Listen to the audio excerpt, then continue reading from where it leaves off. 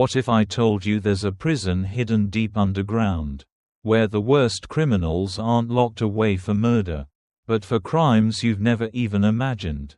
What if the people inside aren't even human anymore? What if I told you that I work there, and I guard beings whose very existence defies all reason and sanity? You think you've seen horror? You haven't seen anything yet. Behind those thick concrete walls, in a place so isolated that even the air feels suffocated, lies a world beyond the laws of nature, a world where reality itself is broken. And the prisoners are more than just people. They're nightmares and worse. I've seen things that I can't explain, things that have made me question my own sanity. I've faced creatures that shouldn't even exist. And tonight, I'm going to share the terrifying truth of the prison where I work. Where the rules aren't just guidelines, they're the only thing keeping us all alive. Trust me, once you hear what happens in that place, you won't be able to forget it. Subscribe to Whispers in the Dark, and make sure you don't miss out on the most terrifying stories that will haunt your dreams. By subscribing, you're helping us keep the horror alive, because the nightmare has only just begun.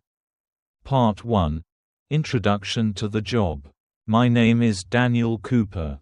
3 months ago, I was just another face in the unemployment line. At 32 years old, with a discharge from the police force that didn't even come with a proper explanation. My life was spiraling into an abyss. No one cared that I had spent years of my life trying to protect people. The system chewed me up and spat me out. I had tried to get back into civilian life, tried to make something of myself. But it was hard. It's hard when you're branded as damaged goods. When your reputation is stained by a mistake that no one will ever forget. So, when the job offer came, a night security position at a remote facility in the middle of nowhere, I didn't hesitate. I needed to get away from the city, from the people who knew too much. The prison I was about to work in wasn't just any prison. It wasn't for the typical criminals. It wasn't for murderers or drug dealers. No, this place was far worse. It was hidden away from the public, tucked into the craggy hills of Mount Rainier, far from prying eyes. The guards there weren't regular prison guards, and neither were the prisoners. This facility held something darker. When I first walked in, I had no idea what I was walking into. I just thought it was a job. It paid well, enough to cover my sister Olivia's medical bills. But I should have known. I should have asked more questions. But I didn't. I was desperate. The facility. The first thing that struck me was how isolated the facility was. St. Lawrence Penitentiary, as it was called, was more like a hidden fortress than a prison. The road leading up to it was long, winding, and covered in dense forest. The type of place where, if you broke down, no one would hear you scream. There was nothing around for miles, no towns, no villages, just acres of thick, sprawling wilderness. The kind of place that made you feel like the rest of the world had forgotten you even existed. The facility itself looked like something straight out of a horror movie, a large stone building with high, towering walls and barbed wire fences. The windows were small, almost non-existent, and what little light managed to break through the cloud seemed to dissipate the moment it touched the cold stone. The place felt oppressive, like it was crushing me under its weight. I was greeted by Captain Norris, a tall, stoic man with a face that seemed permanently etched with exhaustion. His eyes were dark and piercing, constantly scanning, as if looking for something just beyond what was visible. His grip on my shoulder was firm, but not warm. "Welcome to St. Lawrence. You've been assigned to the night shift," he said, his voice low and clipped. "You'll be working with the unseen tonight." "The unseen?" I asked. unable to hide my confusion. "You'll see soon enough. Follow the rules, and you'll be fine," Captain Norris said without looking back. He led me through the narrow hallways of the prison, his boots echoing loudly against the cold stone floor. The air was damp, stale, like the very walls had absorbed the pain and suffering of those who had been imprisoned here for generations. I followed him into the central command room. It was bare, only a few desks and monitors lining the walls, all showing different angles of the prison. The room smelled faintly of metal and machine oil. But it was quiet, too quiet. There was a tension in the air, a sense that something was always just about to happen. "Your job is simple," Captain Norris said, looking at me as he handed me a set of keys and a small, unmarked badge. "Make sure the cells stay locked. Watch the prisoners. If anything unusual happens, call us." "And what exactly is unusual?" I asked, trying to make sense of what kind of place I had walked into. He looked at me for a long moment, his eyes unreadable. "You'll know when it happens. Just follow the rules and stay in your assigned section." I took the keys and nodded, trying to suppress the feeling of unease that was creeping up my spine. I wasn't sure what I was expecting. But this wasn't it. There were rules here, unspoken ones, and the longer I stayed, the more I could feel them pressing against me. There was a weight to this place, a suffocating atmosphere that I couldn't escape. Meeting the first prisoner, the Whistler. Captain Norris led me down a long, dark hallway. As we passed each cell, I caught glimpses of the prisoners, some pacing back and forth, others curled up in corners, whispering to themselves. There were no windows in the cells, and the walls were thick, designed to prevent any kind of escape. The prisoners were here for crimes that no one could understand, crimes so dark, so beyond comprehension, that even the most hardened criminals seemed terrified of them. We stopped in front of a cell that was different from the others. The metal bars were thick, but the walls were solid stone, with no visible means of entry or exit. In the center of the cell stood a man, his back hunched as if he were trying to hide from something. His eyes were wide, constantly darting around, never resting on anything for too long. "This is the Whistler," Captain Norris said, his voice low. "He's been here for a long time. His crime, he can influence the minds of others with his whistling. And when he does, people hear things, terrible things. Sometimes, it's the worst memories. Other times, it's the things people fear most. He's dangerous, but he's been contained." I stared at the man in the cell. He didn't look like a monster. He looked like any other person you'd see walking down the street. But there was something in his eyes, something that made me shiver. It was as if he knew something I didn't, something that I wasn't supposed to know. He began to whistle. The sound was soft at first, but it grew louder, filling the room with a strange, eerie harmony. And then, suddenly, my mind went blank. I could feel the hairs on the back of my neck stand up, a chill running through me. It was as if I wasn't just hearing the whistle. I was feeling it, deep inside my mind. Captain Norris's voice broke through the fog in my brain. "That's enough," he said, snapping his fingers. The whistling stopped immediately, and my mind snapped back into place. My heart was pounding in my chest, and I could still feel the lingering effects of the sound, like it was trying to claw its way back into my thoughts. "Follow the rules, Daniel," Norris said as we walked away. "If he starts whistling again, call us. You can't let it affect you. He's not the worst of them, but some of these prisoners have abilities we can't control." I nodded, still shaken by the experience. This was unlike anything I had ever seen. The prison wasn't just for keeping criminals locked up. It was a place where the very laws of reality seemed to bend. And I was starting to understand that the rules I was following weren't just guidelines, they were a lifeline. The silent night. That night, I began my rounds in the dim corridors. The keys heavy in my pocket. The sound of my footsteps echoed through the empty halls. A constant reminder that I wasn't alone. But I might as well have been.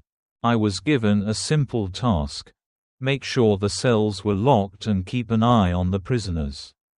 But there was an unnerving stillness in the air. Like the entire place was holding its breath, waiting for something to happen. The hours stretched on. I checked each cell, walked past each prisoner, noting their positions and making sure everything was in order.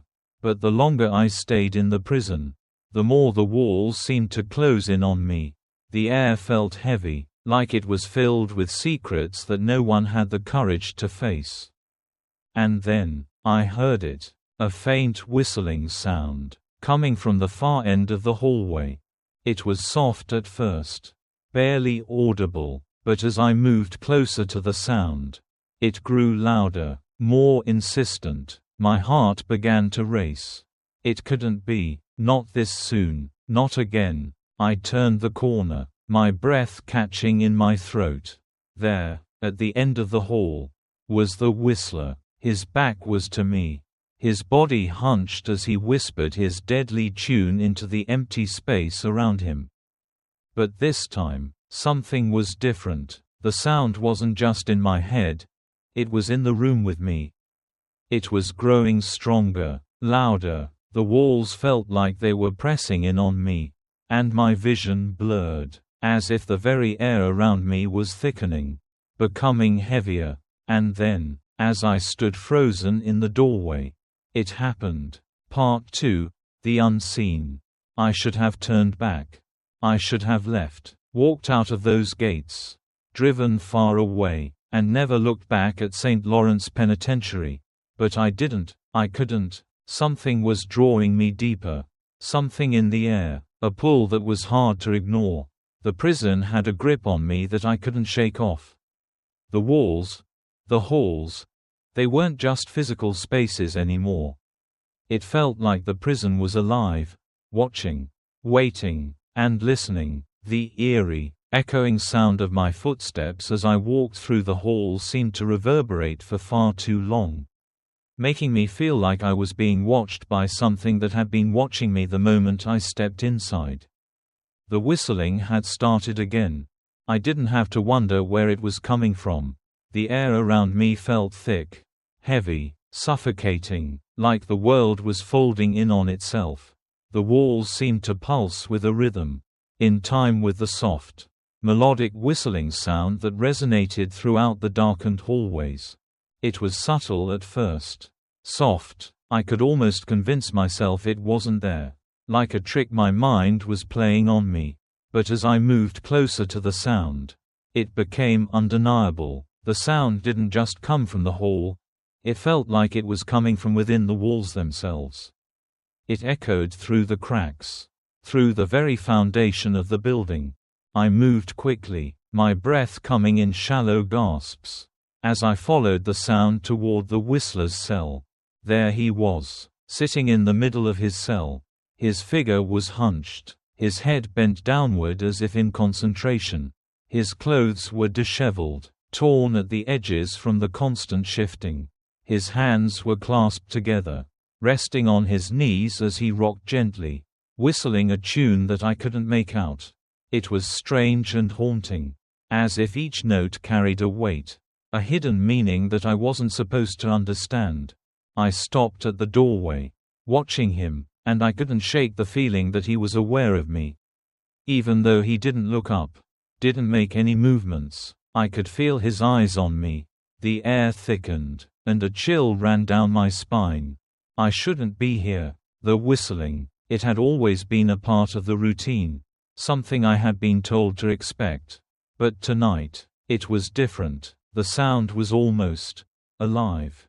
It felt like it was moving, shifting, crawling deeper into my mind. Without warning, the Whistler's head snapped up. His eyes were wide, unblinking, and his lips twisted into a smile that wasn't a smile at all. It was more like a grimace. Like someone who had lost the ability to smile but tried anyway. His eyes weren't normal, they were dark, with black pupils that stretched too wide. And his gaze seemed to pierce through me, as if he could see into the very depths of my soul. "Can you hear it?" he whispered. His voice a raspy echo that vibrated in the air. His lips barely moved, as if he was speaking from somewhere deep inside. The song that never ends. I felt a cold sweat trickle down my back. "The song," he continued, his head tilting unnaturally to the side. "It calls to us. It calls to me. To you. It's in you now." I didn't understand what he meant. My mind was racing, panic starting to crawl up my throat.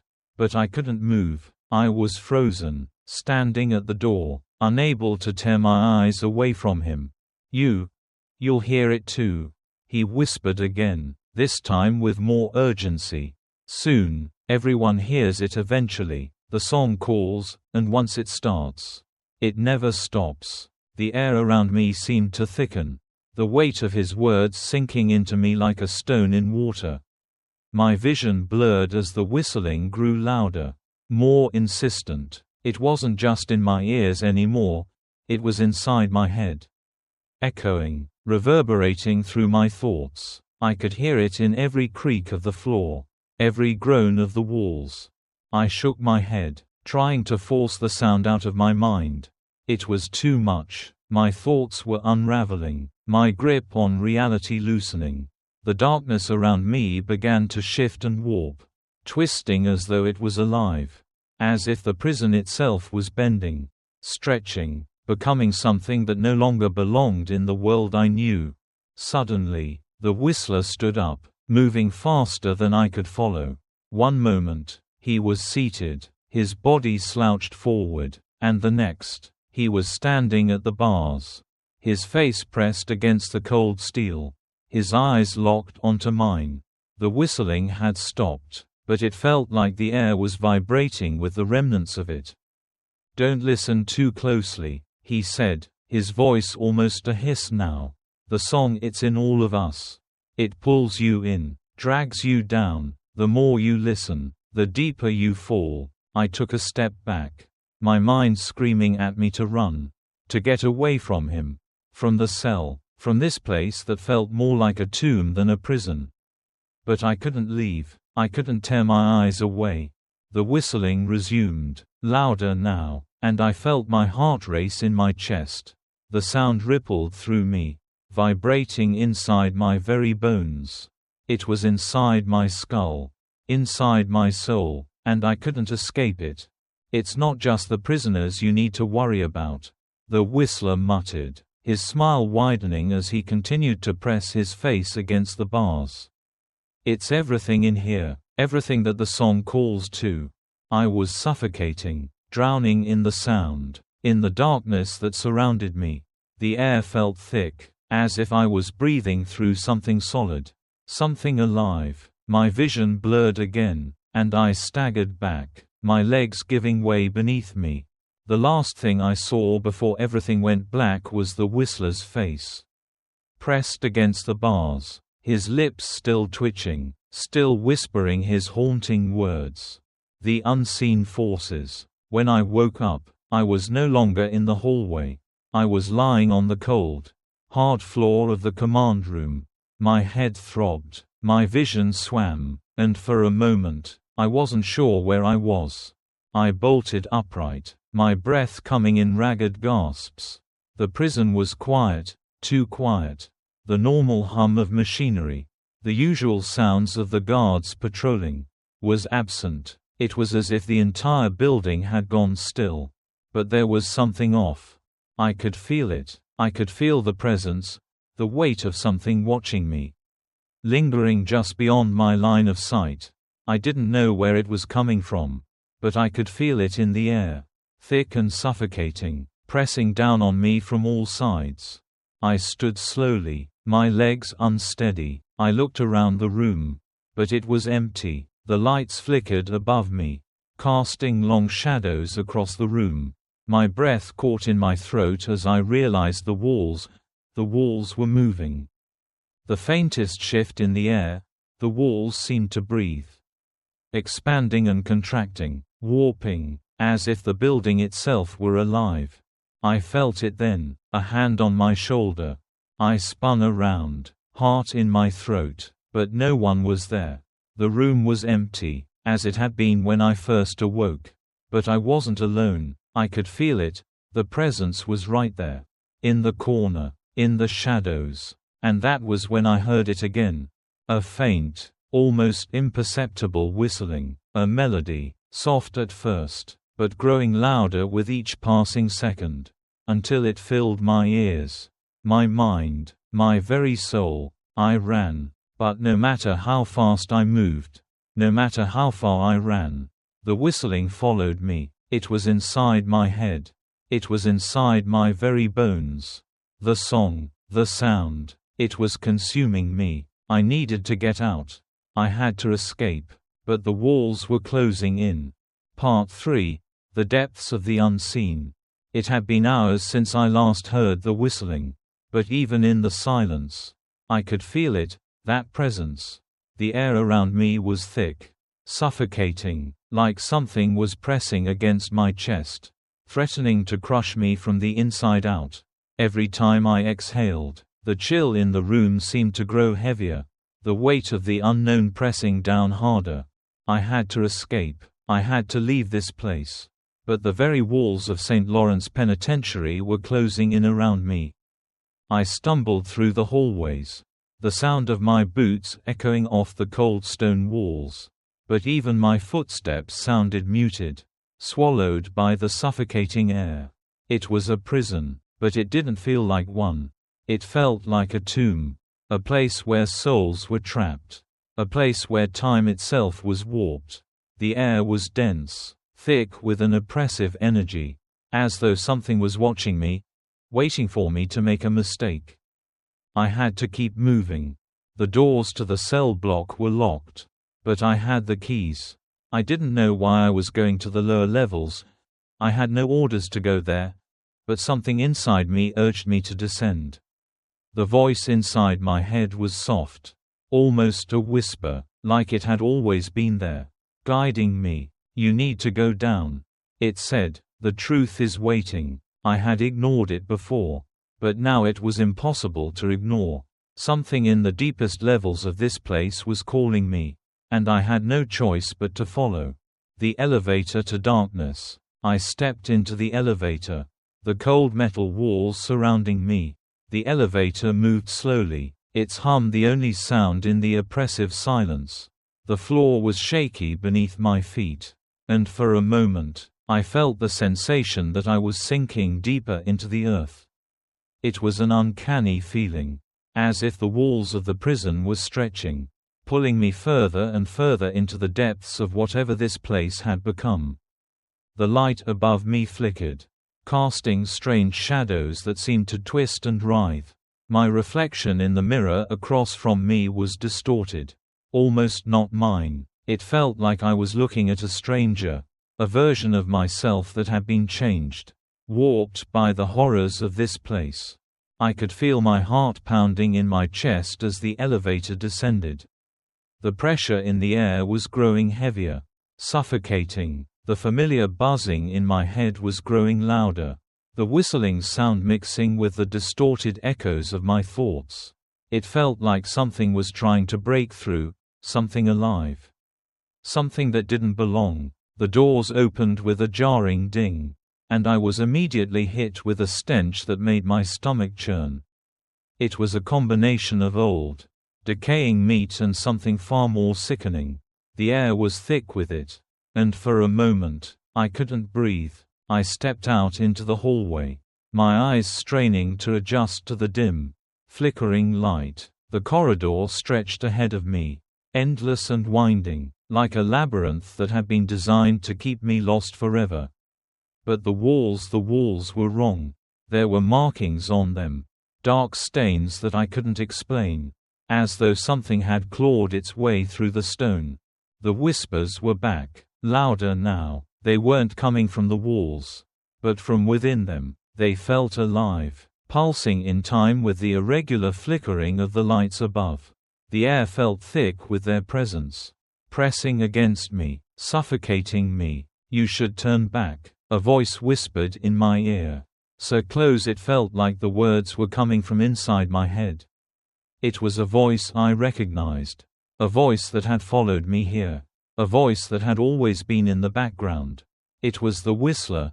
His influence, his presence, was still haunting me, but I couldn't turn back. The voice, whatever it was, had been right. The truth was down here. I had to see it for myself. The vault, at the end of the hallway.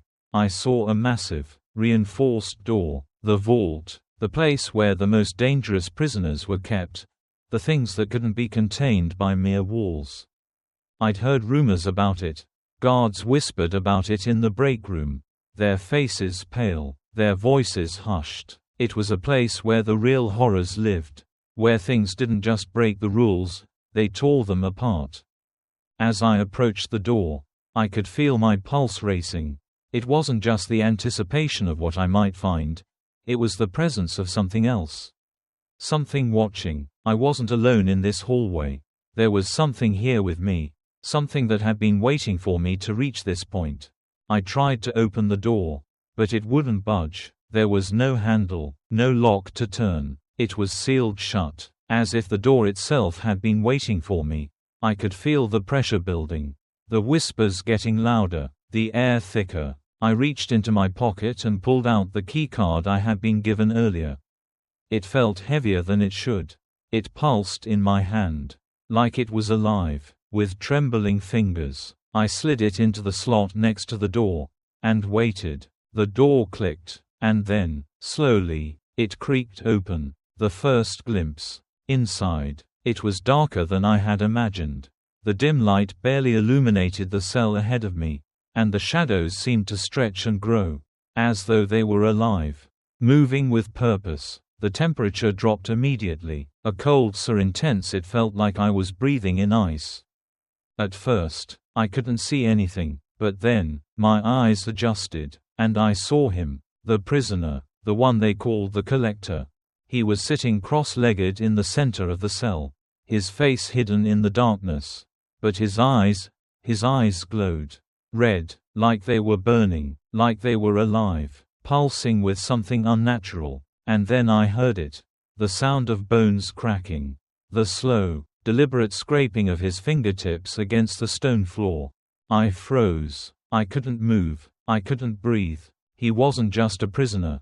He was something else. The Collector. The Collector was an anomaly even among the other prisoners in the facility.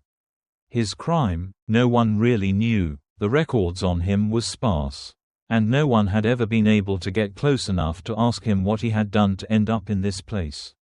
Some said he was a scientist who had crossed a line, tampering with forces beyond human comprehension. Others believed he was something darker, a creature born from the very depths of the earth. But whatever he was dangerous, and for some reason, he had been left alone in the vault, away from the other prisoners. He was the one they kept behind the thickest walls, in the deepest parts of the facility, the one they couldn't control. I stood there for what felt like an eternity, watching him, waiting for him to move. His eyes never left mine. His expression was blank, but I could feel the malice, the rage, radiating from him. "You shouldn't have come here," he said, his voice low, barely a whisper. "They warned you." I swallowed hard, unable to form a coherent thought. The room was suffocating, the air growing colder with each passing second.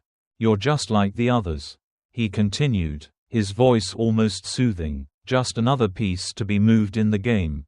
But you don't understand, do you, what's behind these walls, what we really are?" I shook my head, unable to speak. My mouth was dry, my throat tight. "You will," he whispered, his smile spreading, widening unnaturally. "Soon enough, you'll understand." Part 4. The depths of the unknown. It had only been a few hours since I stepped into the vault. But the feeling of something shifting inside me, the slow gnawing terror, the bone-deep dread, was growing. It was as if the walls themselves were alive, watching, waiting. The air was thick with the scent of metal and something far more sinister. Something ancient that had been trapped here for longer than anyone could imagine. The soft, rhythmic tapping of my boots against the cold stone echoed through the vault's hallways. I had been warned. I had been told to expect the worst. But no one, could have prepared me for what I was about to see. The vault was a place like no other in the prison. The other areas were dark. But they were structured, cells, bars, guards watching over inmates who, in their madness, still clung to some semblance of humanity. But here in the vault, there was nothing but void. A place where reality itself seemed to bend. As if the laws of nature had no place here. It was inescapable, and inescapable meant only one thing. Whatever was down here was too dangerous to ever leave. I took a deep breath and stepped forward, my hands trembling as I fumbled for the key to the next cell. It was unnerving being alone in the dark with no one around to help. Captain Norris, the man who had become my reluctant mentor, had made it clear that this was where I would either prove myself, or be swallowed up by the darkness. But what I didn't expect was the intensity of the silence that enveloped the vault. It was a complete, suffocating stillness. It was so quiet that it felt as though the very air itself was holding its breath. Suddenly, I heard something. It was faint, barely audible at first, but it was there, a soft rustling sound, a dragging noise, like something being pulled across the floor. My heart skipped a beat. I turned sharply toward the noise, my eyes scanning the dim corridor. But there was nothing. I continued down the hallway, trying to shake the unease that had begun to settle in my chest. I reached the next cell, and as I slid the key into the lock, I felt the temperature drop. I could see my breath in front of me, misting the air. It was the kind of cold that sunk deep into your bones. The kind of cold that made your skin crawl. The door creaked open slowly, and the sight that greeted me nearly took my breath away. Inside the cell stood a figure, a man, though he looked more like something else. His skin was pale, stretched taut over his bones. His eyes wide and staring but completely empty. There were no pupils, no irises, just white. As though his eyes had been taken by something that left nothing behind but a shell. He was watching me. It wasn't just that his eyes were staring, they were searching me. Probing me, as if he were looking for something that only I could give him. It was more than uncomfortable. It was unnerving. I could feel his presence pressing against me, suffocating me. I wanted to look away, but I couldn't. I tried to speak, to say something, but my throat was dry. The words wouldn't come. I tried again, but they stuck in my chest like sharp stones. Finally, I forced out a rasping breath. "What are you doing here?" The man didn't move. He didn't even blink, but his lips parted slightly. And I heard a sound, a low, rasping whisper, almost as though it was coming from far beneath the floor, or from deep inside his chest. "You should have stayed away." I froze. The voice wasn't human. It was too deep, too guttural, like it was coming from the very earth itself. I couldn't tell if it was the man speaking or something else entirely. I was in a cell with someone who shouldn't even exist, who should have been locked away where no one could ever hear him speak. I was shaking now. I felt my palms grow slick with sweat, and my legs trembled beneath me. I took a step back, but it was like my feet were stuck to the floor, like the gravity of this place was too heavy to escape. The man took a step forward, and then his body shifted. His form didn't just move. It twisted. His arms lengthened, his fingers curling into claws, and his neck stretched forward in an unnatural arc, as though his body was bending under the weight of an unseen force. "They're waiting for you," the man whispered again, the words wrapped around me like chains. dragging me closer to him. All of them, they're waiting. You can't leave now, not until you understand. I couldn't breathe. I couldn't move. The walls of the vault were closing in. The air was thick with fear. And I could taste it in my mouth. Something was wrong, terribly wrong. And then, the figure in the cell shifted again. It wasn't a movement this time. It was a teleportation. One moment he was standing in front of me. The next he was at the far end of the cell. His body crumpled against the walls like it had been thrown into place. The transition was instant. The kind of teleportation I had only heard of in old, forbidden texts. I stepped back, my heart pounding in my chest. The air was buzzing now. Like static electricity was building up all around me. My breath came in short gasps as I reached for the keys, unlocking the door to the next level of the vault. The deeper chambers. With every step I took, I could feel the weight of the facility closing in on me. The higher levels were eerie enough. But this was different. This was a place where the laws of reality didn't seem to apply. A place where the impossible was an everyday occurrence. I passed more cells, each one more disturbing than the last.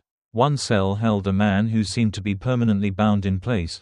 His body was frozen in some kind of stasis. But his eyes were wide and desperate, as though he was begging for someone to help him. Another cell contained a figure that was barely human. The shape was twisted and contorted, its body too long and unnaturally bent, its head hanging at a strange angle, as though it had been unnaturally placed there. And yet, despite the unnaturalness of the figure, I could sense it staring at me, watching, waiting. I felt like I was being hunted, no longer just a guard, but part of some twisted game. Every moment in this place felt like a test, like the prison was trying to break me. To see if I would survive. To see if I could withstand the horrors of St. Lawrence Penitentiary. But I wasn't alone here. I never had been. The entity behind the walls. There was a presence in the depths of the prison. I couldn't see it, couldn't touch it, but I could feel it. It was watching, waiting for something. It was the thing that had been causing the strange occurrences, the flickering lights, the unsettling whispers, the nightmares. And now, I had come face to face with it. It wasn't a prisoner. It wasn't even a person. It was something older than that. Something older than the prison itself. The dark force that had been pulling at the very fabric of reality, stretching the walls of the facility and corrupting everything it touched. I knew, deep down, that the visitor had only been the first step. The real horror was still to come. Part 5, The Unseen Forces Unleashed. The silence of St. Lawrence Penitentiary had become suffocating.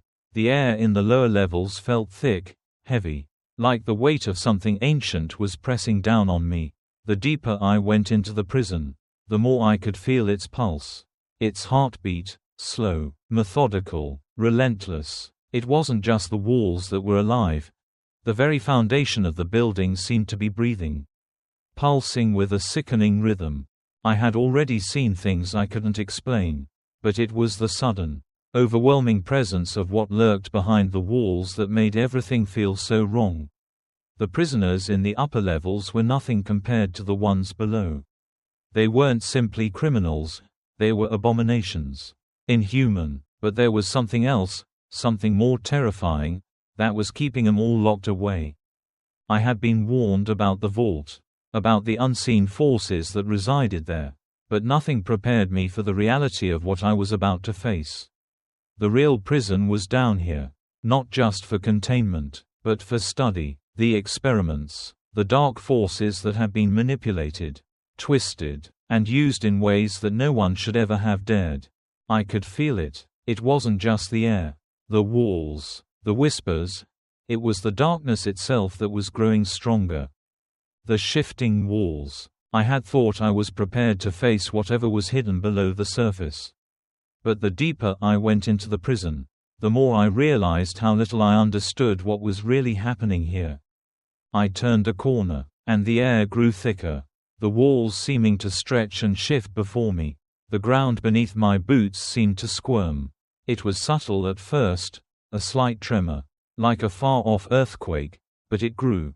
It grew. The stone walls creaked, and I could hear them groan, as if the prison itself were alive, breathing, growing, and shifting. The tiles beneath my feet rattled, and I felt the sensation of something closing in, squeezing, surrounding me. Then, a low, hissing sound broke through the silence, like a whisper but louder. It came from nowhere. It was everywhere. I spun, but there was nothing, only the cold stone walls, closing in. There was no air, no life, just a whisper, a hiss that seemed to come from deep within the bowels of the prison itself. And then, a crack. The walls split open, a jagged line ran down the stone, splitting the surface, and out of it, a dark, viscous substance began to leak.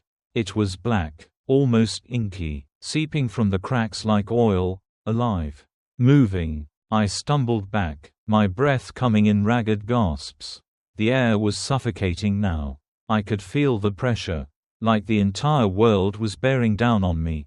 I could hear the whispers again, this time louder, more distinct, and I realized that I wasn't just hearing them, I was feeling them. I stepped backward, but my foot hit something, a body.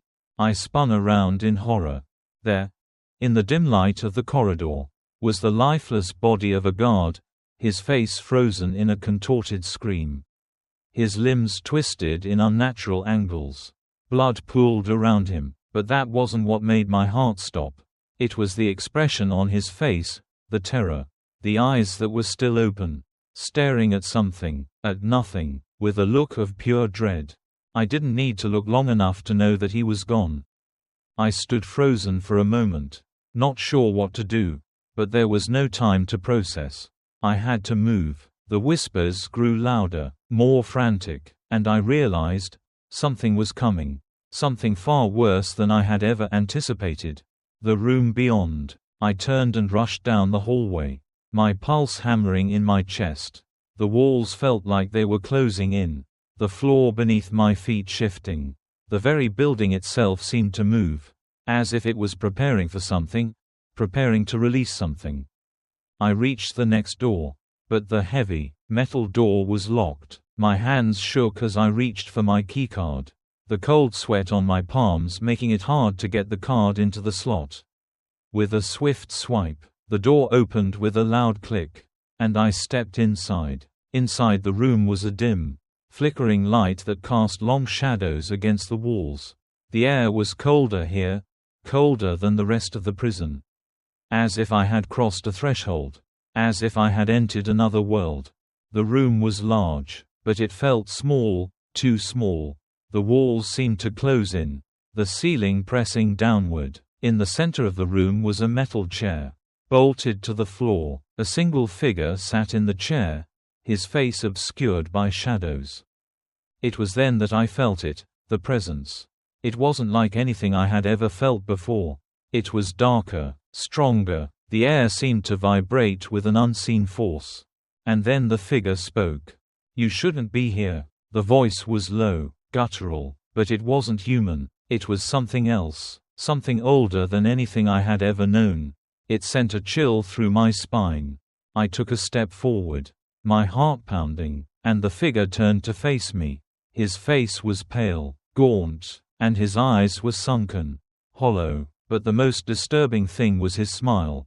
It wasn't a smile, it was a grimace, twisted and cruel, as if his very existence was a mockery of the human form. "You can't escape, Daniel," the figure rasped. "You're here for a reason, and you'll never leave." I recoiled, taking a step back, but the whispers in the walls were getting louder, closer, and I realized something. The building wasn't just alive. It was feeding on me, on my fear, on my terror, and in that moment, I understood. This wasn't just a prison. It was a trap. The whispers, the shadows, the figures, they weren't prisoners at all. They were manifestations. The building had created them, and I was part of it. I was caught in its web. Just like the others, I had been drawn in, trapped by something far older than any of us. The prison's true nature. The figure before me laughed. A hollow, sickening sound that echoed off the walls. His mouth opened wider, impossibly wide, like he was stretching his jaw to consume the entire world. "You can't break free, Daniel," he said, his voice thick with contempt. "Not unless you give in. Unless you surrender." The air grew colder, and the shadows around me began to writhe. The walls trembled, and I could feel the very floor beneath my feet begin to shift. It was as if the prison was alive, growing, feeding, consuming. The whispers were no longer just sounds, they were voices.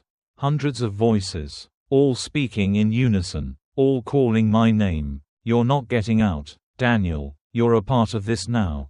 I couldn't breathe. I couldn't move. The shadows closed in. Part 6, The Void That Consumes. I thought I knew fear. I thought I understood the darkness. The cold sweat, the racing heartbeat, the tension in the air that makes everything feel too tight, too close, until it feels like you're drowning in it. But nothing had prepared me for the horror of St. Lawrence Penitentiary. Nothing could have warned me about what was really lurking behind these walls. Hidden in the deepest corners of this place. Not just the prisoners, no. It was the facility itself. The prison wasn't just a place where they locked people away. It was a living, breathing entity, feeding on whatever it could find. And I had foolishly thought that I was in control, that I could handle it. But now, I was trapped in a nightmare. And I didn't know how to wake up. The first sign of something worse. The night had started like any other. I was walking the hallways of the lower levels, keeping an eye on the security feeds, checking each cell. The atmosphere was oppressive, and the flickering lights above cast long, stretching shadows across the walls. The place felt alive, breathing with a suffocating energy that was impossible to ignore.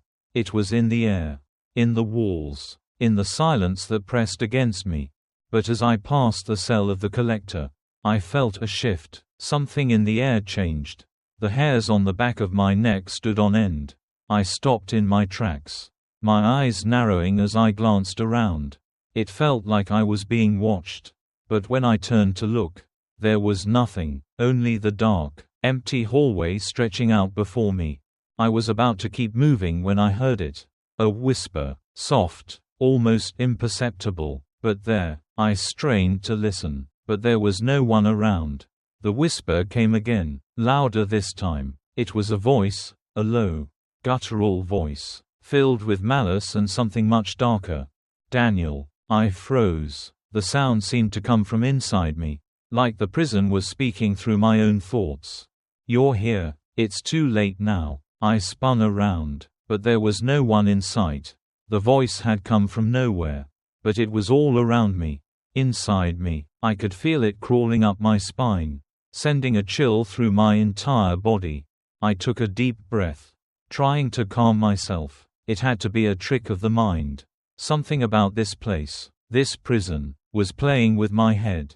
But it wasn't just in my head anymore.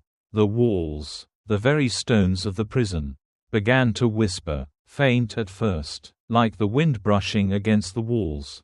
But then it grew, louder, stronger, until the entire hallway seemed to hum with an ancient power. I could feel it, deep in my bones. The walls weren't just stone. They were alive. "You cannot escape," the voice whispered again. "There is nowhere left to hide. It is too late." I turned quickly, my heart pounding in my chest. The air was thick, suffocating. The walls pressed in on me as though they were closing in. The sound of whispers grew louder, closer. I felt a presence, a shadow, an entity that was now in the very room with me.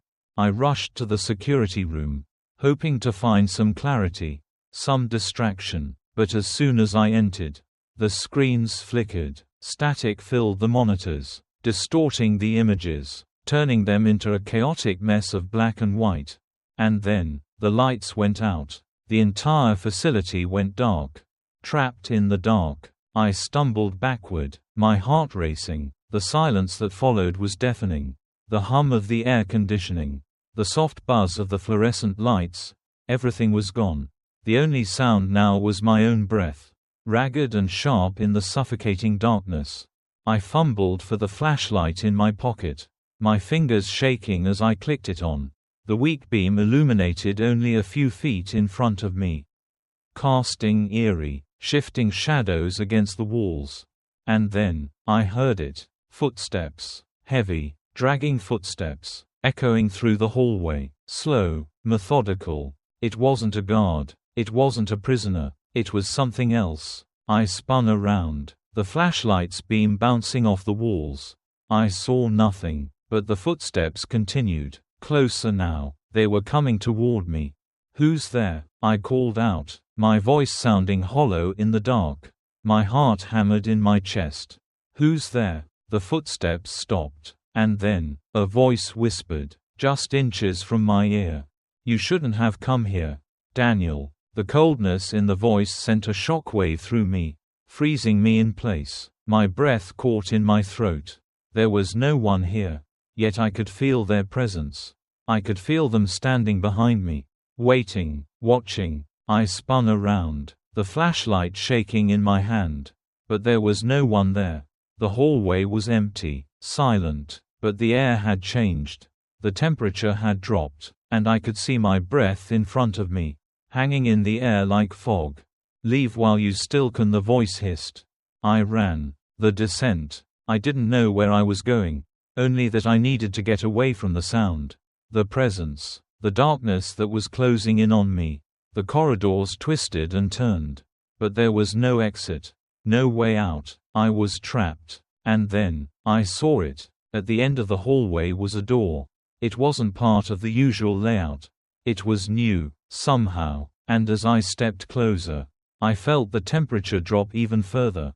A low vibration pulsed through the walls, like the building was breathing, waiting. I reached for the handle and opened the door.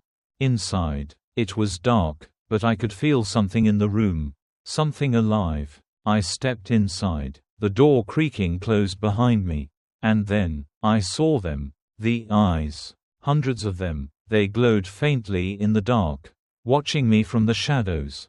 No faces, no bodies, just eyes. They were everywhere, in the corners, on the walls, in the ceiling, watching me, always watching me. I could hear them whispering. Their voices were distorted, garbled, like they were speaking in a language I couldn't understand. The words felt familiar, but they weren't mine. They were ancient, they were primal. And then, I saw the figure, a tall, thin shape standing at the far side of the room, shrouded in shadow. Its eyes, glowed with a malevolent red light. And I could hear the whisper again, the one that had been haunting me since I entered this hellish place. "It's time, Daniel, time to pay the price." I wanted to run, I wanted to scream, but my body wouldn't obey me. My legs were frozen in place, my feet glued to the floor. The figure stepped forward, its movements slow, deliberate. It was impossibly tall, stretching toward the ceiling, and as it moved, I felt the very walls of the room begin to shift. The ground cracked beneath my feet, and the air grew thick again, suffocating, as though the room itself was swallowing me whole. And then I saw it, its mouth.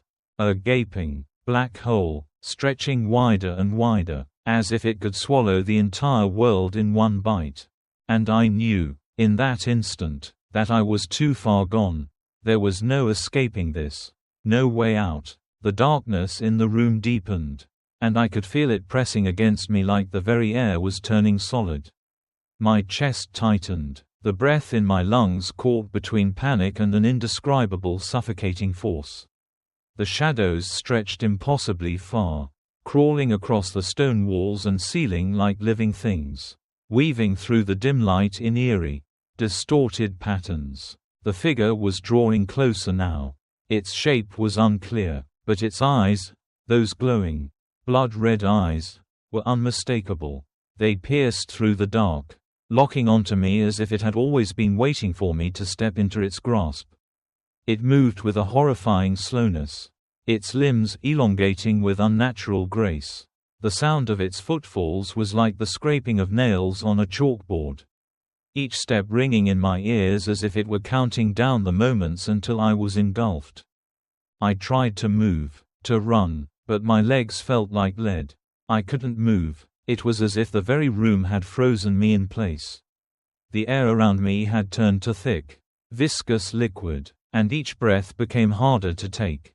The walls pressed in on me, and I could hear the whispers intensifying, louder now, like a chorus of voices chanting in an unknown tongue. "You shouldn't have come," the figure's voice rasped, and it wasn't just a voice. It echoed through the room, reverberating off the walls like a physical presence. "You're not meant to be here. You never were." The words felt like they were tearing at my sanity, pulling pieces of my mind into the darkness. My vision blurred, and I tried to blink away the panic. The ground beneath me felt like it was sinking, the floor becoming soft, as though I was standing on water instead of solid stone. My hands reached out instinctively, my fingers scraping against the cold, slick surface of the walls for something to hold on to. But there was nothing, just darkness. The figure's laughter echoed around me, cold and cruel. "You think you can escape? You think you're in control?" The figure's voice became sharper, more distorted. It wasn't just a voice anymore, it was something darker, something that didn't belong in this world. I wanted to scream, but I couldn't. The air around me seemed to choke off any sound I tried to make. I felt my throat tighten, suffocated by the pressure, the weight of the silence. It was deafening. The void was consuming me. Suddenly, a low, humming noise began to vibrate through the walls. It was subtle at first, like the sound of an electric current running through the floor beneath me. But then it grew, louder, darker, a low hum that seemed to come from everywhere and nowhere at once. It reverberated through my entire body, like the sound was coursing through my veins, twisting, coiling inside of me. My body felt it, like the hum was deep inside my bones, vibrating them with an alien energy. I was no longer sure where the prison ended and I began. The walls were alive. They were shifting with an energy that felt unnatural, wrong. The humming morphed into a distorted voice, an agonizing screech of something being torn apart. "The door is closing," the figure said, its voice now a twisted echo. "There is no way out." It stepped closer, its long, bony fingers reaching out, but I couldn't move. I was paralyzed, held in place by a power I couldn't understand. The whispers grew louder still, their voices crashing together, echoing off the walls, drowning me in their cold, deafening chorus. Then, as if it were the most natural thing in the world, the figure smiled. But it wasn't a smile. It was more of a grin, a grotesque, wide stretching of lips, revealing teeth that were too sharp, too long to be human. Its mouth opened wider and wider, impossibly so, until it seemed as though the darkness itself was pouring from its throat, swallowing everything in its path. I didn't want to see it. I didn't want to hear it. But I couldn't escape. My gaze was locked on the creature, its eyes boring into mine, pulling me in like I was being consumed by a fire. I could feel the weight of its gaze on me, crushing me, suffocating me. The unveiling. Then, the air seemed to tear apart. It was as though reality itself had been ripped open in front of me. The room shifted again, and I found myself in a completely different space, a void. The walls, the floor, the ceiling, all of it had vanished, leaving nothing but an abyss of darkness, as far as the eye could see. And in the center of this void was the figure, no longer standing, but hovering, suspended in the air, as if gravity no longer applied. Its body twisted, stretched, until it became unrecognizable. The shape melted into the darkness, the edges of its form dissolving like smoke. But those eyes, those glowing, crimson eyes, remained. They followed me, no matter where I turned. I could hear something else now. Not just the whispers, but movement, the sounds of something moving in the void, unseen but undeniably close. My breathing quickened, and I felt my heart pounding against my rib cage. I turned frantically, trying to find a way out, a way to escape. But the darkness, the void, had swallowed everything. Suddenly, the floor beneath my feet shuddered, a violent, bone-rattling shake that sent me sprawling to the ground. I crawled, gasping for breath, trying to push myself upward. But I couldn't get a foothold. The ground was no longer solid. It was shifting, changing, pulling me deeper into the abyss. I felt a cold hand on my shoulder. A cold touch. Not a physical touch, but something far colder. It pierced through my body like ice, freezing me from the inside out. I spun around, and that's when I saw it. The thing had taken form again. But now, it wasn't a figure, it was everywhere. It was the walls. It was the ground beneath me. It was the air. It was the prison itself, folding into a shape that I could not comprehend. A shape that defied all logic. "You are mine," it whispered, its voice like ice scraping across metal. "You will never leave." I screamed, but the scream never came. The arrival of the true prisoners. Just as I thought I was about to be consumed, devoured by the very prison that had held me, I saw something that stopped me in my tracks. From the void emerged figures, shadows, creeping slowly into the light, their outlines more distorted than human. They weren't walking, they were floating, gliding across the floor as though gravity no longer existed for them. These weren't just inmates, these were the true prisoners of St. Lawrence Penitentiary. They were not human, they were shapeless, shifting forms, beings that existed outside of time and space. I couldn't look away. My body trembled as they moved closer, their eyes glowing with the same sickening light that the figure had possessed. One by one, they began to speak, their voices a cacophony of sounds, none of them coherent, but all filled with the same chilling presence. And then, I heard a single phrase, whispered among them, "It's time for the reckoning." And in that instant, I understood. I wasn't just here as a guard. I was part of the cycle. I was another sacrifice, another pawn in whatever twisted game they had been playing for centuries. I had been brought here to be consumed. And there was no way out. Part 7. The Cold Grip of the Void. It was impossible to tell how much time had passed since the moment I encountered the dark figures. The shapeless prisoners, who whispered in the void. The prison had become a different place entirely. It no longer felt like a facility. I didn't even feel like a guard anymore. I was just a spectator. A prisoner, a tool of something much larger than myself. The walls of St. Lawrence Penitentiary were alive.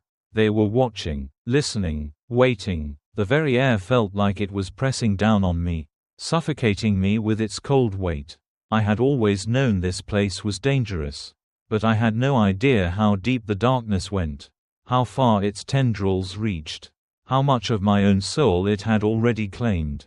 The silent halls. I woke up in a cold sweat, my body trembling with an unease that wouldn't leave me. My hands were shaking, my breath ragged. The nightmares had become worse, more vivid, more real. Every night, I was trapped in a maze of endless, dark corridors, each one leading deeper into the bowels of the prison.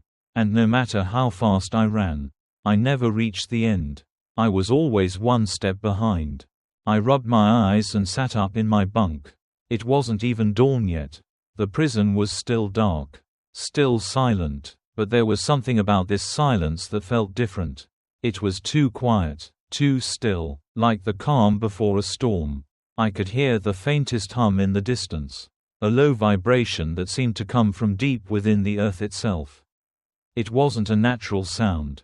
It was unnatural. I didn't want to go out there. I didn't want to step foot into the halls again. But I had no choice. I had to do my rounds.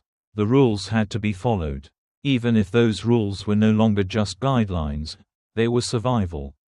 I pulled on my uniform, grabbed the keys, and stepped into the cold, dimly lit hallway. The air was thick with the smell of rust and damp stone. And the floor felt slick beneath my boots. The fluorescent lights above flickered sporadically, casting shadows that seemed to move on their own. My breath came out in visible puffs, even though it wasn't cold enough for that. But there was something wrong about the temperature. Something off. The chill wasn't just from the air, it was in my bones. It was as if the very walls of the prison were made of ice, creeping into me, freezing me from the inside out. I passed the first set of cells without incident, the usual prisoners still silent behind their bars.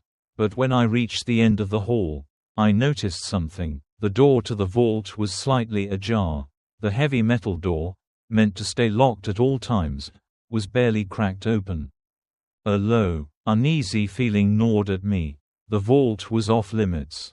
No one was supposed to be near it, but something in the air had shifted.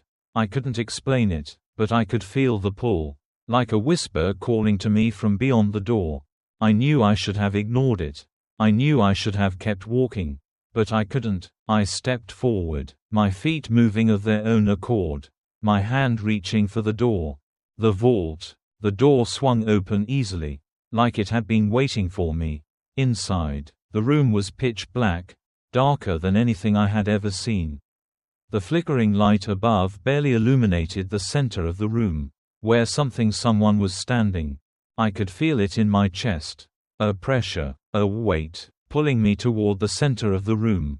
And then, I saw him, the collector. He wasn't in his usual place, not bound by the chains and restraints that had held him before.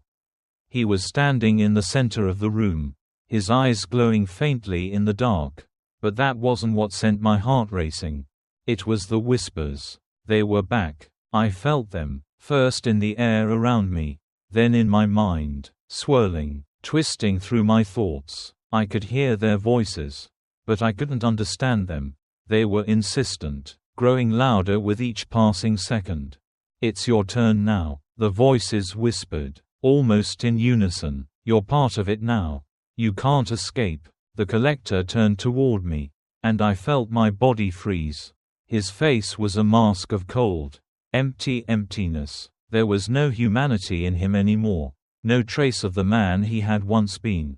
He was something else, something far darker. "You've come closer than most," he said, his voice low and guttural, as if it were being dragged from the deepest part of his chest. "But you don't understand what you're up against.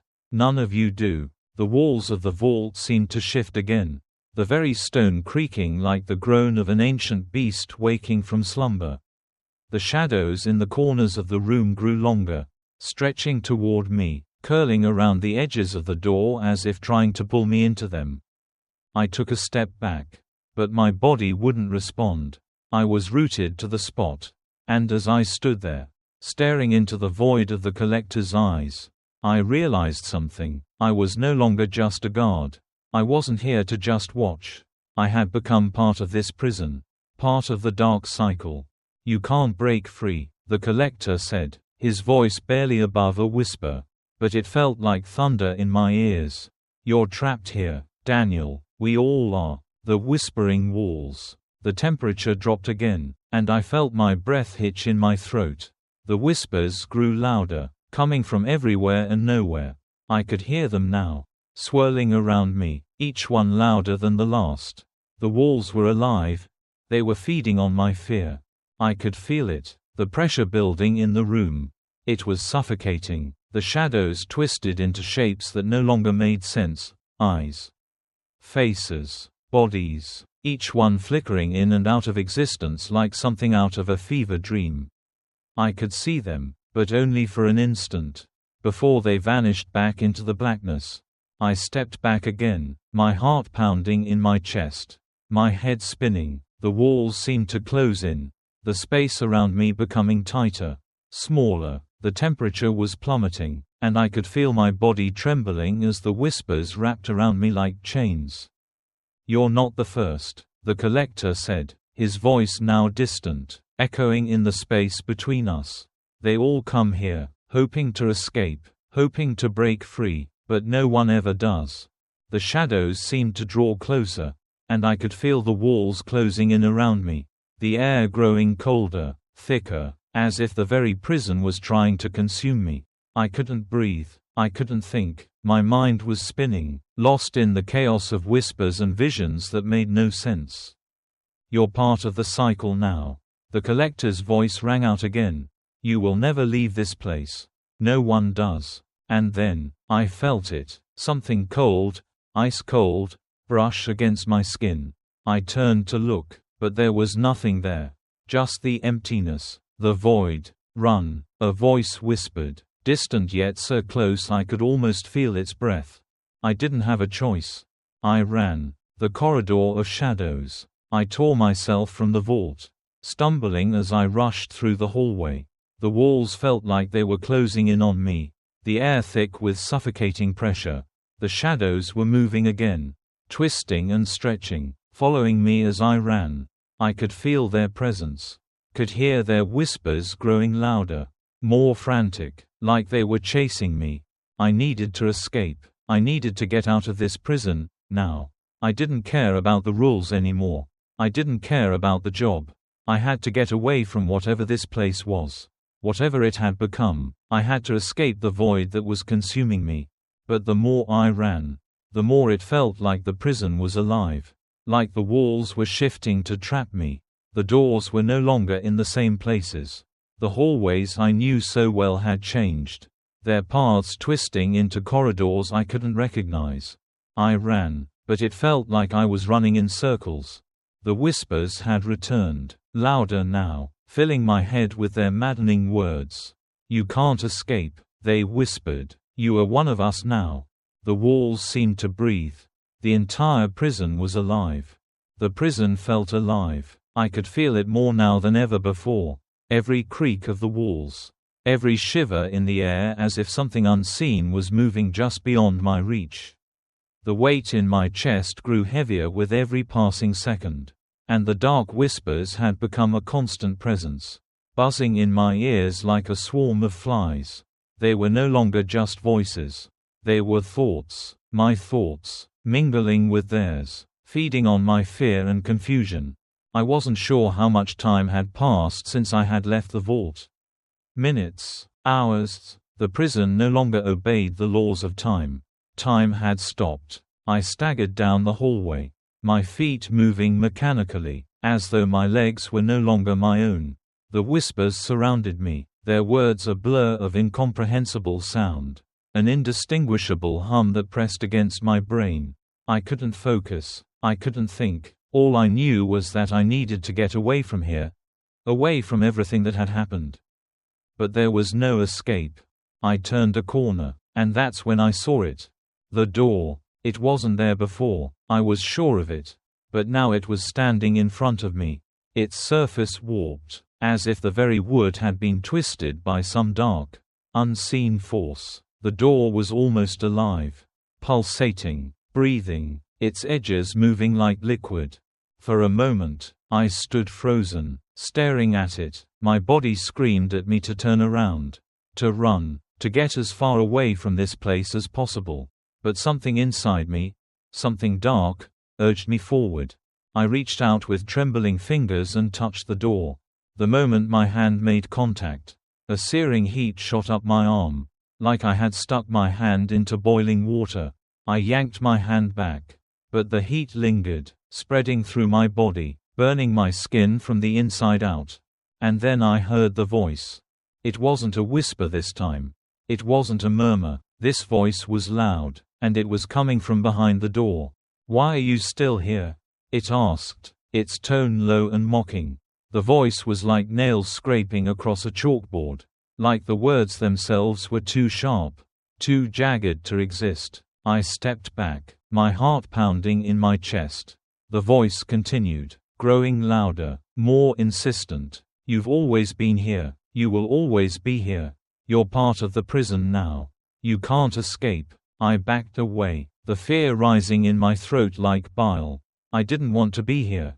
I didn't want to hear the voice. But my legs were frozen, my feet glued to the floor.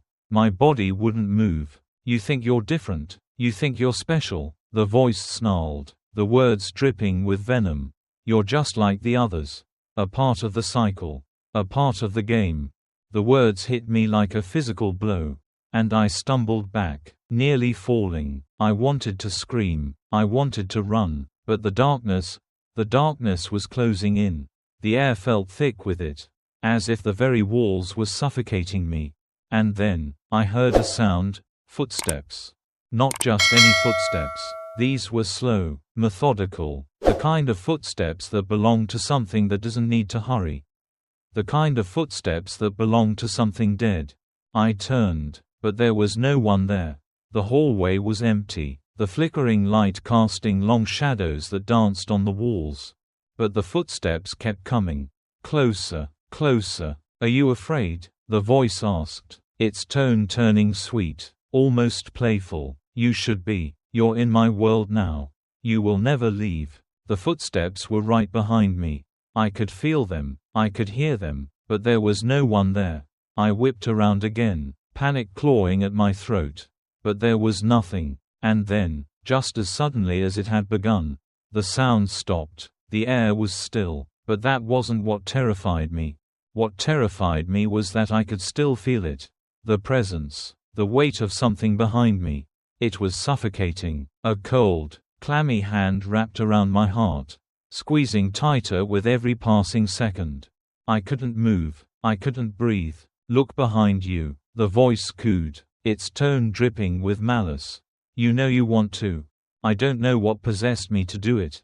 But I turned, and there it was, standing in the hallway, a figure, tall, gaunt, and pale. Its face was shadowed, but I could see the glint of its eyes, white, lifeless, glowing. The thing smiled. I've been waiting for you, it whispered. The prison's true nature. I don't know how long I stood there, staring at the figure, my mind racing, my body frozen. The temperature had dropped again, dropped until the cold was unbearable. My breath formed thick clouds in the air, and I could feel my fingers beginning to stiffen, the cold creeping into my bones. The figure moved then, slowly, methodically. It didn't walk, it floated, its feet not touching the ground. It was like something out of a nightmare, a being that didn't belong in the world I knew. It didn't speak, it didn't need to, the presence of it was enough. I couldn't turn away, I couldn't look anywhere but at those glowing eyes. The more I looked, the more I felt myself slipping. My thoughts were becoming clouded, as if they were being pulled into the abyss. The whispers had become deafening, and the walls were alive, breathing, shifting, wrapping around me, closing in on me. You're mine now, the figure said, its voice slow, like thick honey dripping from its lips. Just like the others. You'll never leave this place. You can't. It's too late for that. I wanted to scream. I wanted to run. But I couldn't. I couldn't move. I was trapped in the prison's grip. And it wasn't letting go. This place was built for you. The figure continued, its smile stretching wider. For all of you. You came here because you needed to. And now you're part of it. Forever. I could feel the walls pressing in. I could feel the very air twisting, warping, turning against me. The whispers were overwhelming, drowning me in their voices. You can't break the cycle. The figure said, no one can, not even you. The room seemed to close around me, the walls collapsing in, folding in on themselves. I was drowning in the darkness. There was no way out, no escape. The figure stepped closer, its mouth opening wide, its teeth sharp and gleaming. I couldn't breathe, I couldn't see, and then, I heard it, a sound, a whisper, but it wasn't coming from the walls this time. It was coming from inside me.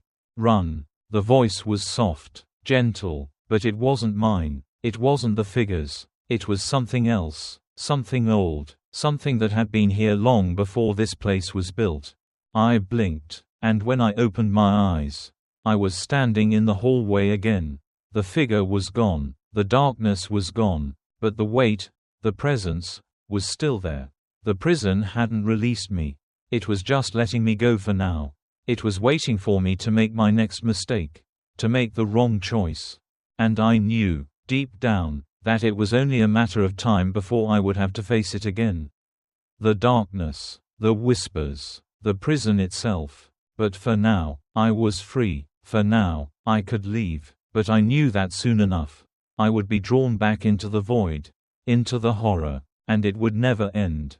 Part 8, The Reckoning. I could feel it again, the suffocating weight of the prison closing in on me. Every step I took felt like the walls were watching, waiting, listening. The whispers had returned, louder now, more insistent, and the air around me seemed to vibrate with something dark, something alive. It was as if the very fabric of reality had been bent out of shape by this place. And there was no escaping it. The moment I stepped into the hallway, I could hear it, the sound of footsteps. At first, I thought it was another guard. But the sound was wrong. It wasn't the heavy, rhythmic pounding of boots against concrete. No, this was different. It was soft, slow, deliberate, a drag of something across the floor, almost like a person was walking in sand. The footsteps came closer, closer, but I couldn't see anyone. The darkness had become so thick, so pervasive, that even the light seemed afraid to break through. My heart thudded in my chest as I strained to see, my hand instinctively reaching for the flashlight in my pocket. I flicked it on, and the beam cut through the darkness, revealing only the empty corridor ahead of me. Nothing. I took a step forward, and the footsteps followed. Every time I moved, they followed. Every time I stopped, they stopped. It was like something was attached to me, something I couldn't escape. My breathing quickened, and my pulse raced as I turned, scanning the corridor. Still nothing. It was then that I heard the voice. A whisper. It was soft at first, just a rustling sound in the dark. But then it grew louder. A deep, guttural voice that made my skin crawl. You shouldn't have come here. The voice was inside my head. It wasn't just echoing through the hallways, it was in my mind, seeping into my thoughts, whispering secrets I wasn't meant to hear. I gripped the flashlight tighter, the beam shaking in my hands. My thoughts were scrambling, trying to find a way out. But there was nothing. I was trapped in this suffocating prison, and the darkness was closing in. You're a part of it now, the voice continued, its tone rising, thick with malevolent joy. You're one of us, and you'll never leave. I spun around, my chest tight with panic. But once again, there was nothing. The hallway was empty. I was alone. Or so I thought. You're trapped, the voice whispered again. You always have been. Suddenly, the lights flickered. The hallway seemed to stretch, twisting in unnatural ways, growing longer and narrower, as if the walls were closing in on me. My breath came faster now, my heart pounding so loudly in my ears that I couldn't hear anything else. The air felt thick, heavy, suffocating, and I could feel it. Something was watching me. I stumbled backward, my body already drenched in cold sweat. And that's when I saw it. In the distance, just at the end of the corridor, I saw a figure standing in the shadows. It wasn't a guard. It wasn't a prisoner. It wasn't even human, at least, not anymore. It was tall, far too tall. Its limbs were stretched and twisted, bent in ways that defied logic. Its body was a blur, shifting, flickering like a distorted image in a broken mirror. I could barely make out its face, but I could see its eyes, glowing, burning with an unnatural light that pierced through the darkness. It was watching me, and that's when I heard it again. The whistling, a soft, eerie tune that seemed to come from everywhere at once. It was the same haunting melody I had heard in the dark cells before. But now it was different. This wasn't the whistling of a man. This was something far worse. It was a low, guttural whistle, coming from a mouth that shouldn't have existed. The sound was in my head, vibrating through my skull, crawling into my ears, burrowing deeper into my mind. The figure stepped forward. You should have listened, the voice from the darkness hissed. You can't escape now. You never could. It took another step toward me, and that's when I realized there was nothing behind me. No guards, no doors, no exit. I had walked into the heart of the prison, and there was no way out. I had thought it was just the facility, just the prison's walls closing in on me. But I was wrong. This wasn't the prison anymore. This wasn't even reality. I had stepped into something else. Something ancient and dark that had been here long before the prison had ever been built. And it wasn't just watching me. It was waiting for me to understand. The figure reached out, and I saw its hand, long, spindly fingers that ended in sharp, jagged nails. It lunged forward with terrifying speed.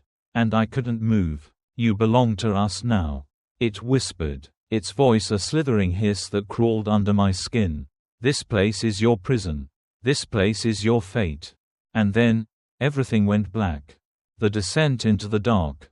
When I woke up, I was no longer in the hallway. The walls were gone. The ceiling was gone. The air was thick with something I couldn't explain. And the shadows stretched out in every direction. As if the room had no end. No boundary. It felt like I was suspended in the middle of nowhere. Trapped in a place where time didn't exist. I couldn't breathe. I couldn't think. My chest tightened, and my vision blurred as the darkness pressed in on me from all sides. The only sound was the whistling. Faint at first, like a soft breeze, but it was getting louder. Closer. The air seemed to hum with the eerie melody, vibrating in my bones. I tried to move, but I couldn't. My body was paralyzed, my muscles frozen in place. I couldn't feel my limbs. I couldn't feel my heart.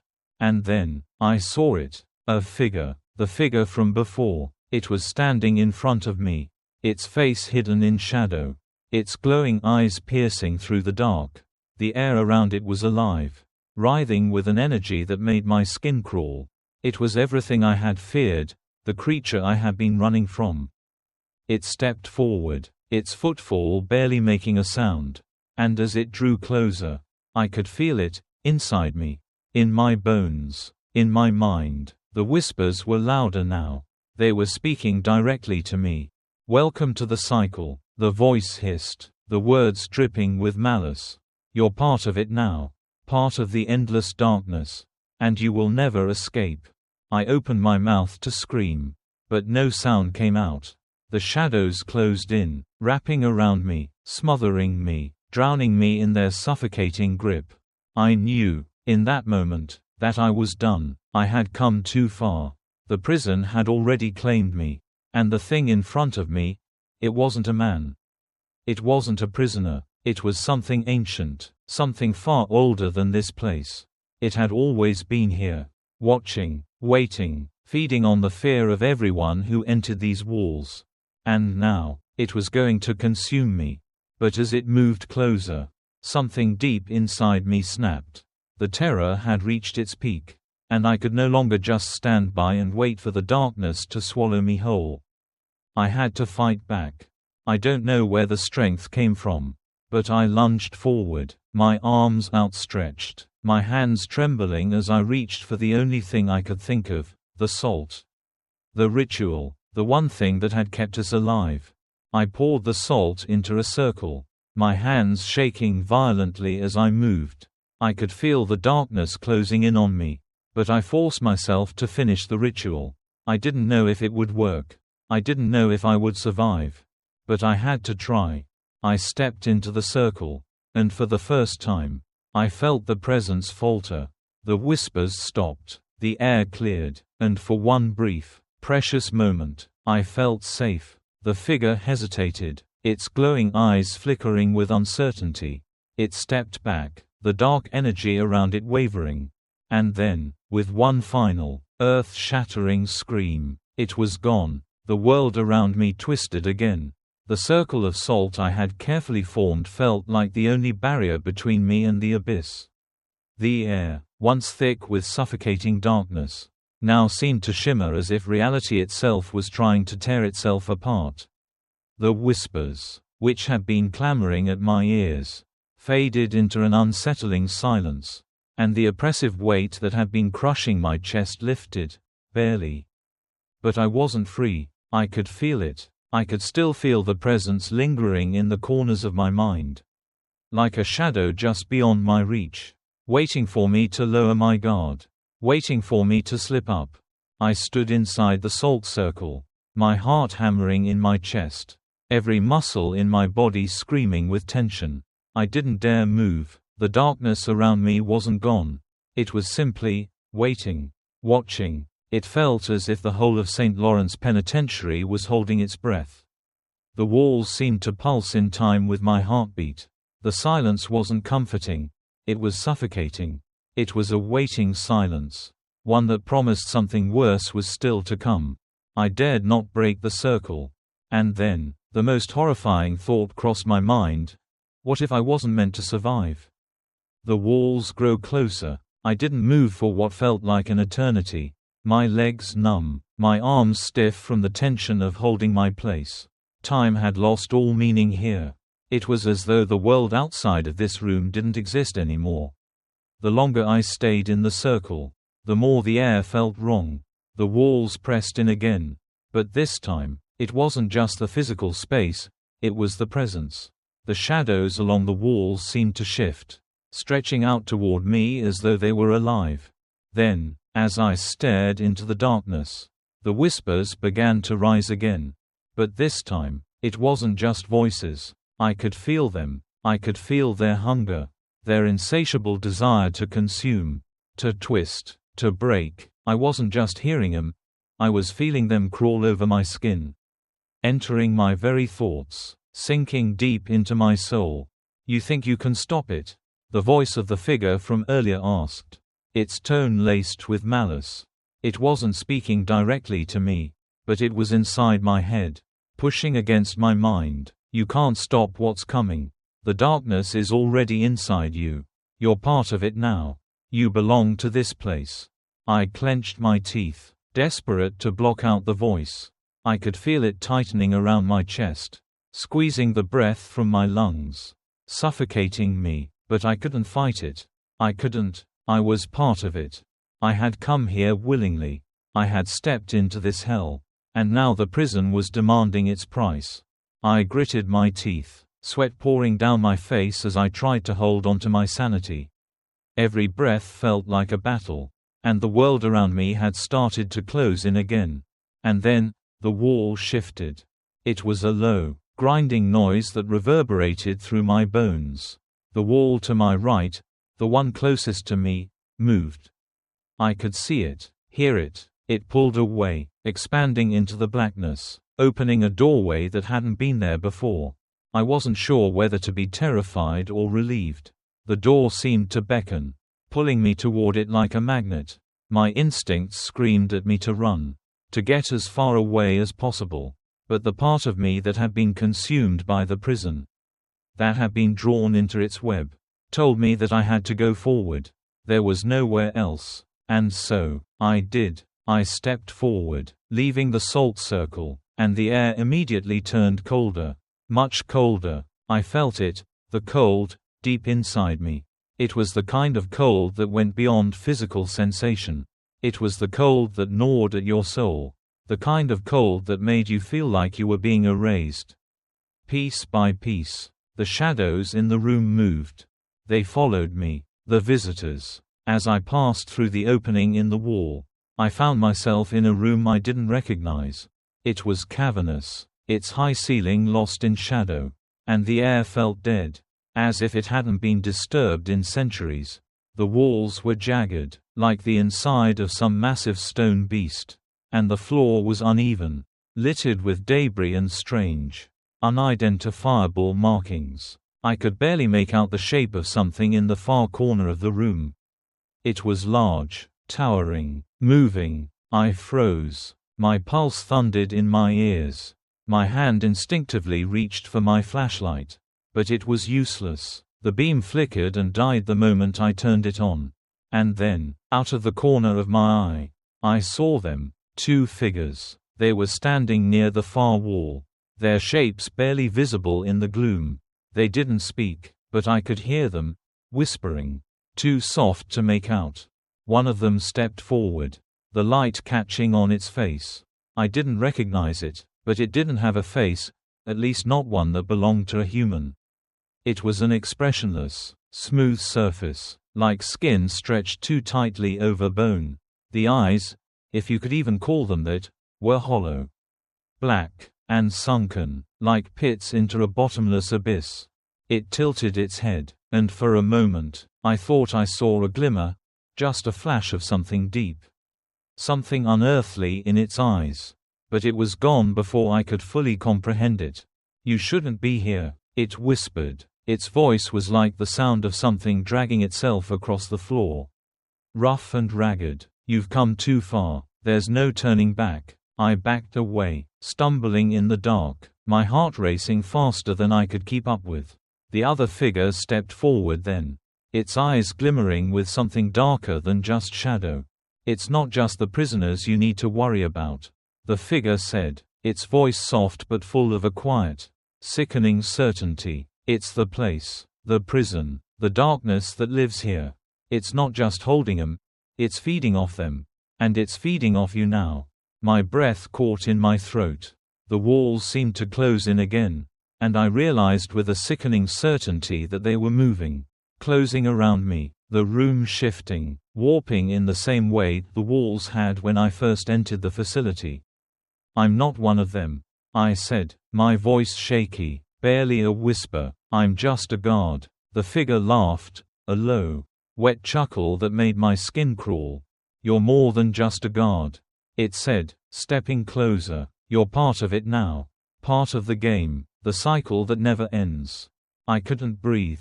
The walls were suffocating me. The room was closing in. I reached for the door behind me, but it was already gone. The walls had shifted again, sealing it off. I was trapped. The ritual begins. It was then that I heard it, the sound that stopped my heart.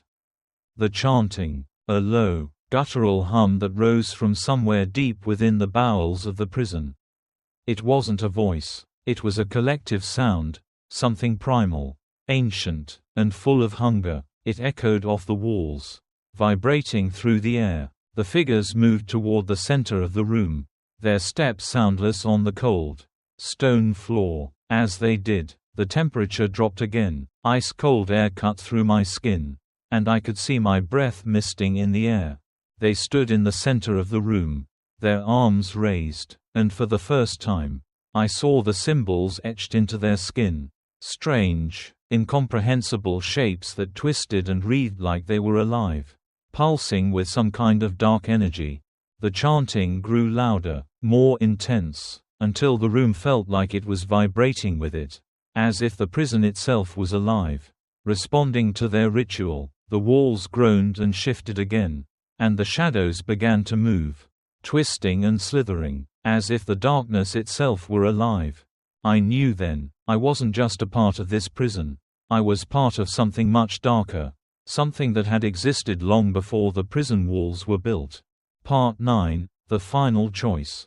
I couldn't breathe. The air around me was thick, stifling. It felt like the very walls of St. Lawrence Penitentiary were suffocating me, closing in as the ritual intensified. The shadows, once mere flickers at the edge of my vision, were now alive, writhing and twisting like something not of this world. Something that had been locked away for far too long. They were no longer just shadows. They were watchers, hungry. I had been warned, but no one could prepare you for the moment when reality itself crumbled beneath your feet. No one told me that this place wasn't just a prison. It was a cage for something much worse. Something that had existed long before humankind had learned to build. This wasn't just about keeping dangerous criminals locked away. This was about containment of the unknowable, the unseen. The figures in the center of the room moved, their bodies swaying in time with the chant.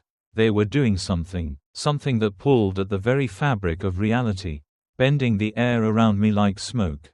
The words they spoke weren't in any language I recognized. They weren't even words in the traditional sense. It was as if they were speaking directly into my mind, bypassing reason and filling the space with a terrible, primal knowledge. I took a step back. My hands were shaking, my body covered in cold sweat. The walls around me felt alive, breathing, pulling in the air as if the prison itself had a hunger that could never be satisfied. Every inch of me screamed to escape, to run far away, but every time I turned to move, the shadows shifted, closing in, blocking my path. I was trapped in a cycle. The visitor's true nature. I wanted to scream, to beg for mercy, but it was pointless. I knew that now. The visitor, the thing I had seen before, was not a being. It wasn't a prisoner. It was something older, ancient, a creature that existed beyond time and space. The chant grew louder, and I felt the air thicken, each word feeling like a heavy weight in my chest. And then the voice broke through the clamor. It wasn't the voice of the figures who had been chanting. It was the visitor, the one with the glowing eyes. The one who had caused all of this. The one who had been watching me since the very beginning. "You've come too far," the voice purred, sweet and seductive, like poison slipping into your veins. "You think you understand what's happening here, Daniel? You don't even know the half of it." I turned, my eyes locked on the figure in the shadows. The form was shifting, morphing, taking on shapes that no human mind could process. One moment it looked like a man. The next, it was an inhuman thing, a twisting mass, stretching and undulating in ways that defied any sense of reality. But then, the eyes, those piercing, glowing eyes, stayed fixed on me, burning into my very soul.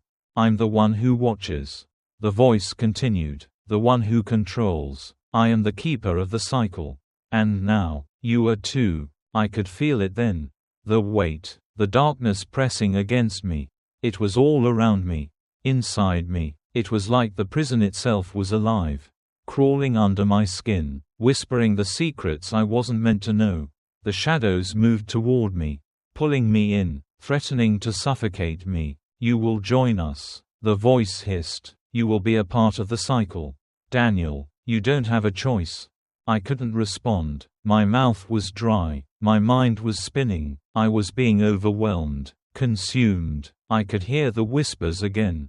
The sound of voices scratching at the edges of my mind, pushing me toward the edge of madness. I wanted to run. I wanted to scream, but the shadows were closing in.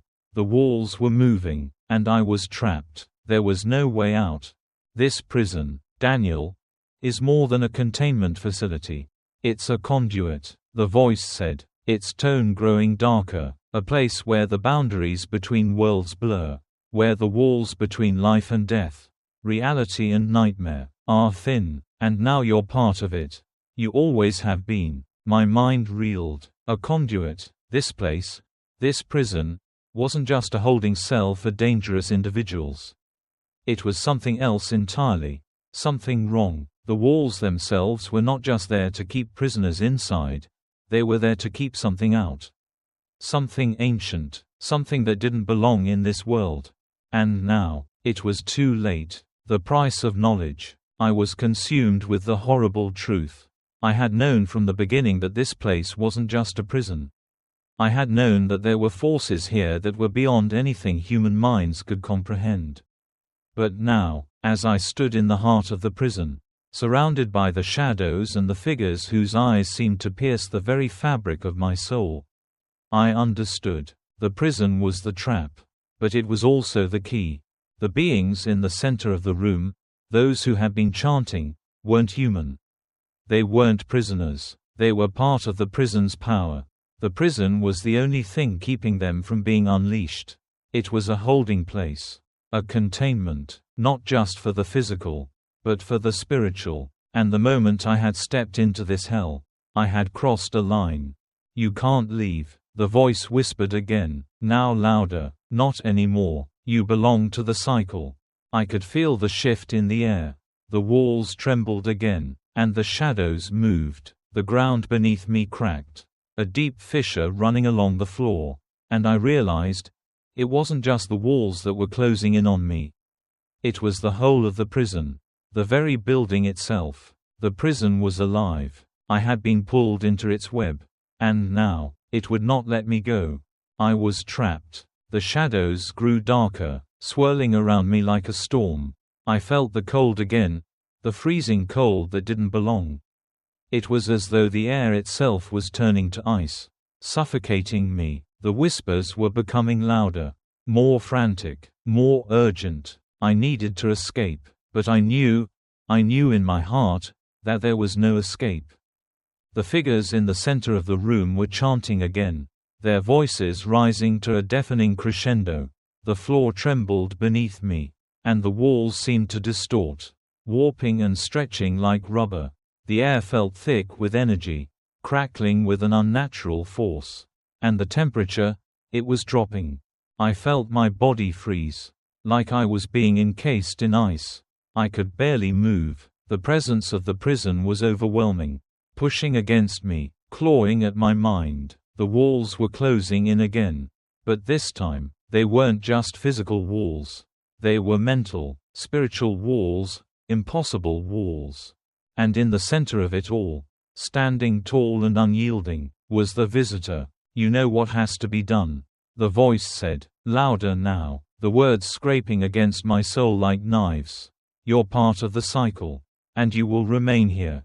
Forever." I could feel it. The cold, the darkness, the void. It was swallowing me whole. And as I stood there, unable to move, unable to breathe, I finally understood. I was part of it now. Part 10, the final choice. I had no idea how long I had been in that place. How many hours had passed since the shadows consumed me, since the visitor had revealed the horrifying truth. Time no longer mattered. St. Lawrence Penitentiary had twisted reality itself, turning it into something I couldn't understand, couldn't comprehend. The very air around me felt warped, like something was off, like it was always on the verge of breaking. The walls of the prison had closed in on me. The presence, the hunger, had been growing stronger every minute. And now, it had reached a point where I couldn't escape. There was no exit. There was no way out. And the darkness, the cold that had once been a vague presence, was now suffocating. Every breath I took felt like I was inhaling ice, like my lungs were filling with something unnatural. The whispers had never stopped, had only grown louder, more demanding. The prison was speaking to me, but I couldn't make sense of its words. They weren't just in my ears anymore, they were in my mind, clawing at my thoughts, ripping away the last vestiges of my sanity. "You don't belong here," the voice of the visitor echoed in my mind. The words were soft, but they carried a weight that pressed down on me, crushing me. "You were never meant to leave." I wanted to scream. I wanted to fight back. But I was trapped. There was nowhere to go. The prison had become my cage. And now, it was going to consume me. The dark figure. I staggered through the hallways, my body moving on autopilot, my mind too numb to process what was happening. The walls seemed to warp around me, the shadows flickering like they had minds of their own, as if they were alive, feeding on the fear that was now coursing through my veins. The air was growing thicker, colder, as though the very fabric of reality was being shredded by something just beyond the veil. The visitor wasn't the only thing in the prison anymore. It was like the darkness had awakened. And it wasn't just in the shadows. It was in the very stone of the building, in the air, in the ground beneath my feet. It was everywhere, watching, waiting. I had heard of entities like this before, dark beings, trapped in time, feeding on fear, manipulating the world around them to get what they wanted. But this was different. The visitor wasn't just a man, it wasn't even human. It was something ancient, something that existed before the prison was ever built. It was a force that bent the laws of reality, that consumed everything it touched. And I was just a pawn, a sacrifice. I could feel it now, the coldness, sinking deeper into my bones. The walls were closing in. I didn't know how to escape this nightmare.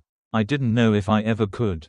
And as I walked through the darkened hallways, I felt myself becoming part of it, part of the cycle, part of the prison's insatiable hunger.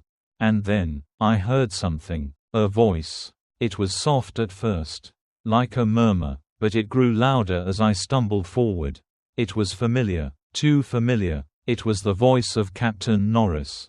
"Daniel." The voice came from behind me, a low, guttural whisper. "You know what has to be done." I turned, my heart skipping a beat, my breath caught in my throat. But there was no one there. Just the shadows. Just the darkness. I took a step back. My mind racing. The shadows seemed to move with me, following my every move. I felt a chill creep down my spine, the hairs on the back of my neck standing on end. My hands trembled as I reached for the flashlight in my pocket. But it was useless. The beam of light flickered and died the moment I turned it on. And then the voice came again. But this time, it wasn't Norris. "You can't escape," it whispered. The voice was low, ancient, twisted. "Not from this place. Not from us." I froze. It was the visitor. It wasn't just the visitor now. The prison was speaking to me. 100 voices in unison, demanding that I accept my fate. "You are part of the cycle," the voice continued. "You always were. You will never leave. You are ours now." The ground beneath me trembled. And the whispers grew louder, more frantic, like they were trying to break through my skull. The walls shifted, twisting and bending as if they were alive. As if they were hungry. I was suffocating. The air had turned cold and thick. And the walls around me were closing in faster now. The whispers were becoming unbearable, drowning out every thought, every rational part of my mind. I was being pulled in, consumed, like the prison had turned into a vortex, drawing me deeper into its dark heart. I could feel it. The presence was close now. Too close. And then, I heard it again. "Do you know why you're here, Daniel?" the voice whispered, its tone dark, almost playful. "Do you know what the price is?" I opened my mouth to speak. But no sound came out. I couldn't breathe, couldn't form words. The only thing I could hear was the roar of the darkness around me. "You're part of the cycle," the voice repeated, louder now. "And you will stay here.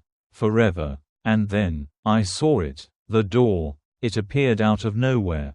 Just a few feet ahead of me. A wooden door, ancient and twisted. The wood warped and gnarled as if it had been standing for centuries. The air around it seemed to distort, warping the light like it was a portal. A doorway to something far darker. I took a step toward it. But I didn't want to. Something deep inside me screamed to stay away. But the door called to me. Its presence like a magnetic pull, drawing me toward it. I reached out, and my fingers brushed against the cold wood. And then, everything stopped. The whispers fell silent. The air cleared. The darkness vanished. I was standing at the threshold of the door. I could feel the weight of something ancient and powerful beyond it. And then, I realized, there was no escaping. No choice. The door was the end. And it was the beginning. I turned the handle, and the door opened with a creak. Beyond it was nothing. No walls, no ceiling, no floor, just blackness, stretching out into infinity. The very air beyond the door was thicker than anything I had ever felt before. It was like stepping into a place that didn't belong, a place outside of time. A place where the laws of reality didn't exist. And then, I heard it. The whisper again. The voice of the visitor. But this time, it wasn't just a whisper. "You made the right choice." It said, "You will be one with us now." I stepped forward, and in that moment, I realized, the prison had won. It had claimed me. There was no escape. And then, I was gone. I felt like I was falling, plummeting into an abyss with no end in sight. The door had opened, but there was no world beyond it. Only an endless expanse of blackness. I couldn't see, couldn't hear, but I could feel the void swallowing me whole. My body trembled, my heart racing as the darkness pressed in, suffocating me. There was no sound, no light, just the sensation of being lost, a crushing sense of isolation that gnawed at me. It was a fear beyond anything I had experienced before, like I was slipping into something far older than the prison itself. A realm that didn't belong to our world. I had stepped through that door willingly, thinking I had a choice. But now, I realized I was just a pawn in a game that stretched back to a time when humans didn't even exist. I was never meant to leave. I was just another piece in the endless cycle of this prison. A cycle that would go on until the world itself crumbled. And then, something moved. A faint sound, like the rustling of fabric in the dark. The air around me shifted. A heavy breath that felt as if it were coming from deep within the void itself. It wasn't just in my ears, it was inside me, echoing through my thoughts, my mind, crawling under my skin. "You are here now," a voice whispered from the darkness. The words were slow, deliberate, but there was a coldness to them. A chilling, suffocating cold. The voice was familiar, but it was not the visitor. It wasn't the entity I had been warned about, the one who had haunted my every step. This voice was something else, something that had existed long before I entered this prison. "You thought you could escape," the voice continued, its tone low, mocking. "You thought you could walk out of here, but you are a part of it now, and you will never leave." I wanted to scream, I wanted to break free, to run, but the darkness held me. It gripped my chest, squeezing the breath out of me until I couldn't move. It was as if I had become a part of the prison itself. A prisoner of the void. And the walls of St. Lawrence Penitentiary had already claimed me. I looked around, but all I saw was the blackness. It was suffocating, pressing against me from all sides. As though the very air was turning to stone, solidifying into something impenetrable. The longer I stayed in this place, the more the darkness felt like it was becoming me. "Why do you fight it?" the voice asked, its tone now softer, almost soothing. "This is what you've always been, what you were meant to be." I clenched my fists, trying to steady my breath, trying to fight back. "What do you want from me?" I managed to rasp, my voice trembling, barely above a whisper. The voice didn't answer immediately. Instead, it laughed, not in a mocking way, but in a way that felt like something ancient, something that had seen and lived through the very fabric of time. The kind of laughter that echoed through the bones of the earth I want you to understand. It finally said, its voice filled with the weight of centuries. "This place, this prison is not a mistake. It was built for a reason. You are the reason." A sudden flash of light erupted in the distance. At first, it was only a small glimmer, barely noticeable, like a candle flame in the middle of an endless night. But it grew, larger, brighter, consuming the darkness until the entire void around me was filled with the pale, ghostly light. And that's when I saw it. The prison. But it wasn't just the prison as I had known it. This was something far older. Twisted. The stone walls seemed to writhe like living tissue, stretching and contorting, as if the prison itself was being reborn. I could see the shape of the cells. But they weren't cells anymore. They were pockets of despair. Spaces where the boundaries between worlds had shattered. It was no longer just a place for holding prisoners. It had become a gateway. A gateway to something far worse than I could ever have imagined. And in the center of it all was the visitor, the one who had guided me here. The one who had lured me deeper into the hell I now found myself in. But this time, the figure was different. It was not just the glowing eyes, the twisted form I had seen before. It was everywhere. The figure stretched beyond the prison, beyond the walls. It had no shape now, just light, dark, and the space between them. A shadow of something else. A presence so immense that it couldn't be contained. The air around it seemed to ripple, the very ground shaking beneath my feet as if reality itself was splitting apart. "Do you see it now?" the voice whispered again, now clearer, closer. The prison was never meant to hold the prisoners. It was meant to hold this. The unveiling of the prison's true purpose. I felt something snap inside me. A moment of clarity amidst the chaos. I had always thought the prison was simply a containment facility, a place for dangerous individuals. But this was not just a prison. It was much worse. The prison, I realized, wasn't meant to hold criminals. It wasn't even meant to keep people in. It was a containment vessel, a trap for something far more insidious than anything I had ever encountered. A force that existed beyond time, beyond the rules of the physical world. The whispers were louder now, clearer. They were speaking in my mind, pushing against me, tearing at the fabric of who I was. You think you can leave? The voice crooned. You think you can escape what you've become? You belong here now. You are part of the cycle. You will stay here, trapped in the prison of eternity. The walls twisted again, warping, bending like flesh. The shadows danced around me, and I could hear the sound of scratching, something digging into the stone. As if the prison was coming alive. I stepped back, unable to control my panic now. I was trapped in a nightmare that I had no way of escaping. The ground beneath me trembled, and I felt the presence grow closer, wrapping itself around me like chains, pulling me into the dark.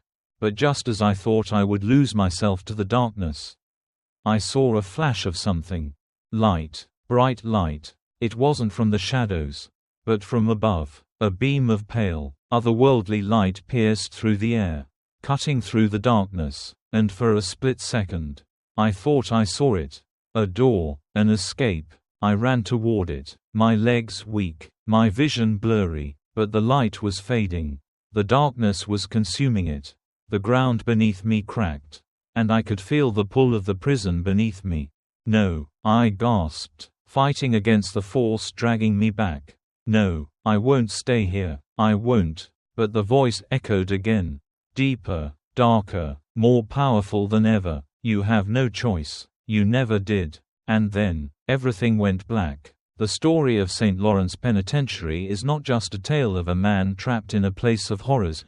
It's a reflection of something deeper, something universal. The horrors that Daniel faced within those prison walls were not merely physical.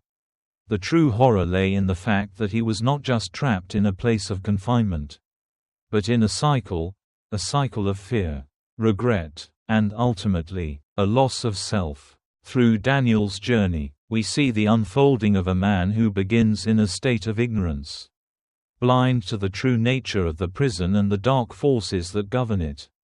He believes that by doing his job, by following the rules, he will maintain control, but he soon learns that the prison itself is far more insidious, more intelligent, than anything he could have ever imagined. Daniel's first realization comes when he encounters the visitor, a being whose very existence seems to stretch the boundaries of reality. The visitor's cryptic messages and its distorted form are but the beginning of Daniel's understanding that everything in the prison is connected. All of it is part of a much larger game. The prison is not merely a containment facility for dangerous criminals. It is a conduit for something far older. Something that thrives on fear, manipulation, and the breaking of human will. The true horror, confronting the darkness within. As the story progresses, Daniel's understanding of what is happening around him deepens. The prison becomes alive, not just the walls, but the very air, the darkness, the whispers. It's as though reality itself is being warped by the very presence of the dark forces at play. The visitor isn't just a prisoner, it's an agent of the prison itself. A being that thrives in the chaos and the fear of the people who enter. The prison becomes a symbol for something deeper, the cycle of suffering that Daniel finds himself trapped in. As he learns more about the facility, he realizes that his role as a guard was never about maintaining control, but about feeding the cycle. The dark forces, the prisoners, the shadows, and the very walls were there to keep him in check. They were testing him, breaking him piece by piece, until there was nothing left of him but an empty shell. It's in these moments that Daniel begins to understand that escape isn't a physical action. He can't simply walk out of the prison is inside of him. His mind, his fears, his own weaknesses are the bars that trap him. He must confront his own darkness if he ever hopes to break free. The choice, breaking free from the cycle. As the prison's power grows, Daniel faces the final test. The darkness that surrounds him reaches its peak, and he is forced to confront the ultimate choice: to accept his fate as part of the prison's eternal cycle, or to fight, to break the cycle, and reclaim his free will. The prison offers no easy way out. The walls are alive, and the whispers continue to gnaw at him, pushing him further into madness. But in the midst of this chaos, Daniel finds the strength to fight back. He doesn't break the prison with force. He breaks it with his will, his decision to not succumb to the fear, the darkness, or the whispers. He chooses to fight for his humanity, for his freedom, even when it feels like the world itself is against him. But Daniel also realizes something important as he struggles.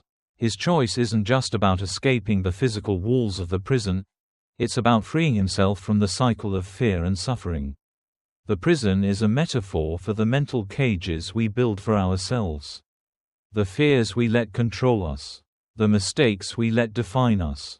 The prison Daniel faced was not just a place, but a reflection of his own mind, his own fears, and only by breaking free from those fears could he hope to truly escape. Confronting fear and finding strength. The story of Daniel in St. Lawrence Penitentiary is a dark, terrifying journey, but it is also a story of growth. Daniel's journey isn't just about survival, it's about transformation.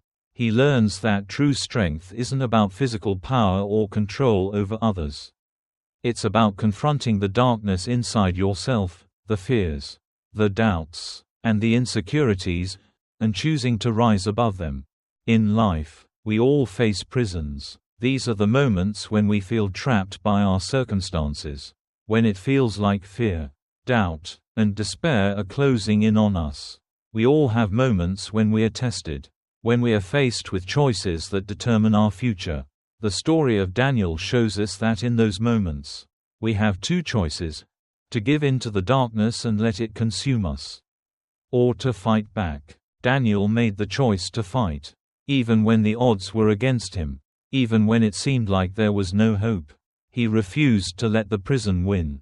He found the strength to confront the darkness and escape the cycle that had held him for so long. His willpower and his refusal to succumb were what ultimately allowed him to break free. Applying the lessons to your life. Daniel's story teaches us that we are all capable of more than we think. No matter how deep the darkness seems to get, no matter how trapped we feel, we have the power to choose.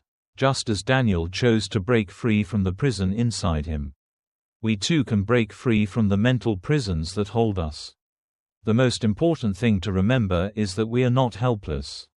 We are not destined to be prisoners of our fears. By confronting those fears head-on and choosing to rise above them, we can reclaim our power and our freedom. If you find yourself in a place where fear, doubt, or circumstances are trapping you, remember Daniel's story. Take a step back and ask yourself, what is holding me back? Is it the fear of failure? The fear of judgment? The fear of the unknown? Whatever it is, you have the power to confront it. You have the strength to choose a different path.